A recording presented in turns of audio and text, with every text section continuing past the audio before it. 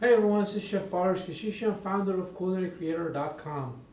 As you can see, it's going to be all about turkey, the whole gamut. We're going to have everything. You'll see step by step how it's prepared. You're going to get the recipes, and you'll also have the extra bonus of you could email me basically, and if you have any questions or concerns, or if you don't like one ingredient and substitute it and what you could do with it. And the best of all, it's going to be detoxifying. It's going to be dairy-free, sugar-free, soy-free, peanut-free, corn-free, and most importantly, gluten-free. So you can't get any healthier than that. And I know what you're thinking. What's left? Well, there's everything left. All the good stuff is left still. And yes, the only thing it's not free of is flavor. It's not flavor free. So you're going to have a ton of flavor in here, and it's not going to be just alright, it's not the healthy food. It's not just the healthy food that you're going to eat. And I promise you, it's going to be a phenomenal meal. So let's get started. I have already had a little jump start in here.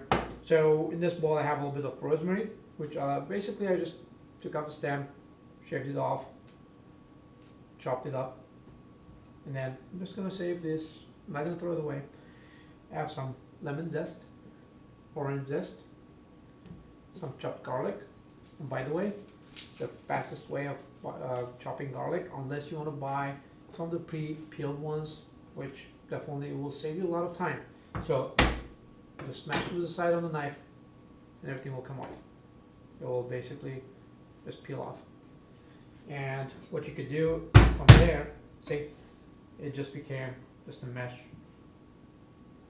If you add a little bit of salt to that, just a little bit, depending on how much you have in there or not, and just smash it to the side of the knife. A couple rounds like this, and you'll end up with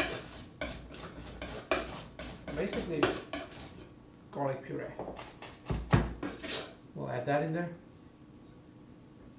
And the same thing in here. Now, if you want to use your food processor, by all means, feel free and do it, and that will save you a lot of time.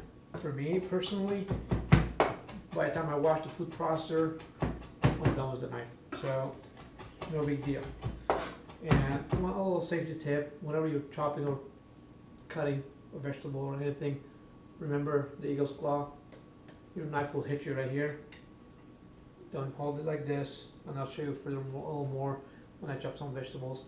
So, and when you're holding this knife, when chopping vegetables or anything like chopping herbs or garlic, hold the knife steadily from the top and keep your fingers off. So we don't want you to lose your fingers.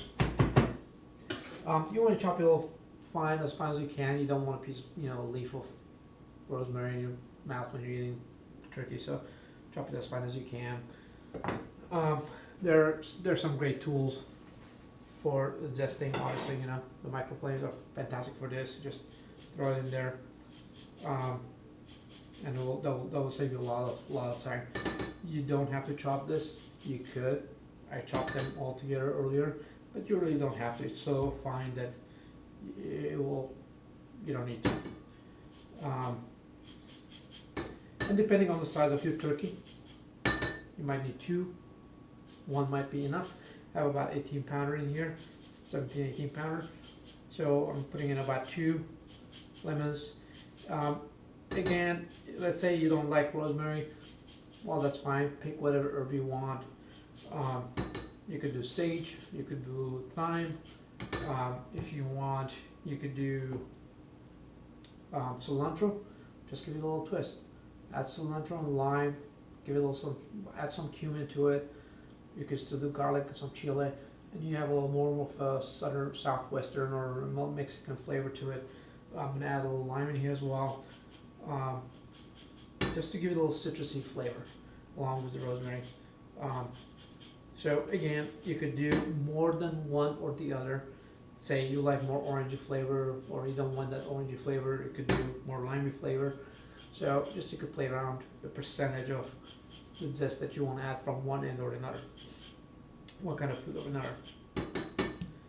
And that's that. So what we're gonna do with this, basically, I'm gonna add some fresh cracked pepper. And by the way, when it comes to spices, you know, if something has been sitting there for a long time, that's not gonna do much. You can add as much as you want, or just gonna add is a little bit of, let's say, pepper is gonna be a little, maybe a little spiciness, but it's not gonna have any aroma. So take care of those spices and make sure you use a fresh one. And fresh cracked pepper is the best. You could use far less than you would use just a regular or ground pepper. So keep that in mind. I'm gonna add some salt to it, and I'm gonna add some olive oil, just enough to blend it together. And I'm gonna just under the skin in here and a little bit here, and rub it right under the skin. There's two reasons for that. One, I'll get directly into the meat, and will basically the essential oils will have a little more time to absorb directly into the meat. Now, ideally, you want to keep this overnight. If you can't do it overnight, that's fine. Don't sweat it. Give it a couple hours. An hour? I can't negotiate more than that. So that would be fine, I think. Give it an hour, you'll be fine. And overnight, it's even best. Give those essential oils that you have in the herbs and all in the citrus to just penetrate the meat. Give it that flavor. The rosemary, give it that flavor and go into the meat. The second reason why I like to go under the skin is because it will not burn. Number one, and won't wash away, so to speak. What I mean by that is, once we start basting it with the drippings, it will not just ooze out and just fall off. And most importantly, though, I don't want it to burn. I don't want that burnt flavor from it. So all you need to do is use your hands, just go under the skin from both ends. You don't need a knife, you don't need anything. Just make a little room for you so you can stuff the herbs in there and rub it right under the skin on the meat. The more you open, the better it is. We'll just go under it. Same thing in here on the legs, as much as you can, so the more it will get flavored. And you don't have to rub it. And if it shreds like this, breaks a little bit, don't worry about it. Just we'll thrust it. We'll put it back together. No big deal. We'll do a little surgery on it. So there's that. Again, nothing too complicated. Just rub it in. Get it under the skin evenly, so you don't end up with, you know, one part that has like too much and the other one doesn't have any. So just, you know, use your judgment on that.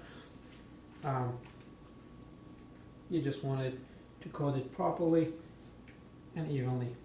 So, and then what I'm going to do is bake it at 425 for the first 45 minutes. 45 minutes.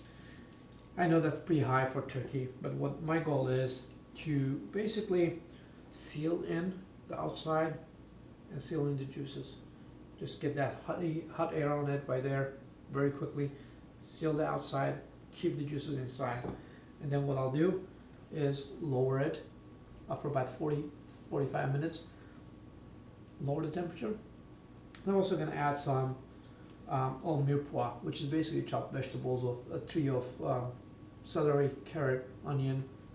And I'm adding also to that a head of garlic, a couple bay leaves, the stems from the rosemary, and some sweet potatoes that I just chopped, just same size. There's no particular size on that, so you can do whatever you want on that. And I'll tell you why I added the sweet potatoes, because it really is a little unusual. Generally doesn't go there, but you'll find out later why we're doing that. And you're gonna love it because it has a couple different benefits. So there's that, and I'm gonna add a little more here. And don't worry if you don't use all of it. Again, you'll get the recipes and you'll have the whole thing about it in and how much you need to use of each kind of herbs or citrus. But you could always use your own judgments. So again, once again, I mentioned it earlier, if you don't like one thing, add more of the other or substitute it with something else. It's not going to be the end of the world. It's personal. So really, there's no rule on that. And here's what we're going to do. First, we get the wing and just fold it right under. Again, on the side, bend it, fold it under.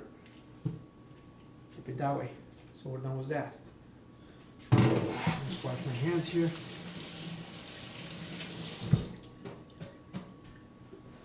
I have a piece of twine in here.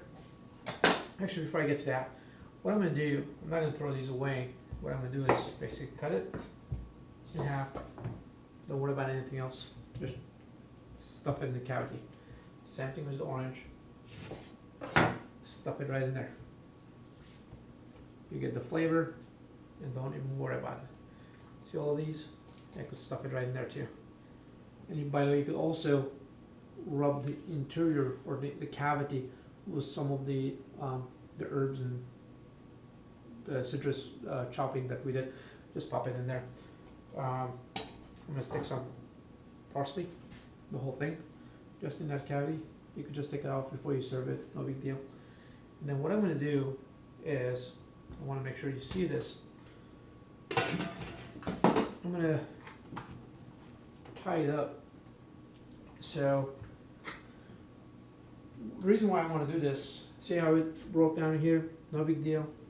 But the reason why I want to tie it up with a twine, with a butcher string, just basically go right under the back of it, exit, go under the legs, pull it together, and then go back over the wings and carefully flip it over, and then you tie it up in here in the back.